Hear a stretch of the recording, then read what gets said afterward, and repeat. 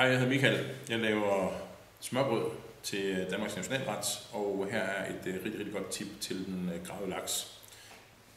Revsovsen, den behøver du ikke at stå og lave selv. Den kan sagtens købes i et supermarked, men du kan til gengæld peppe den rigtig godt op. Giv den lidt epo på den gode måde. Køb lidt korianderfrø, lidt sennepsfrø og lidt fennikelfrø. Rist dem af på en varm pande, tør pande.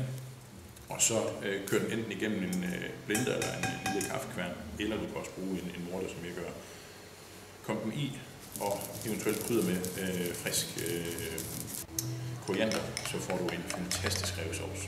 Jeg vil jo rigtig gerne, I stemmer på smørbrød til Danmarks Nationalret, fordi smørbrød det er så urdansk, som noget overhovedet kan være, og mulighederne er helt vildt mange.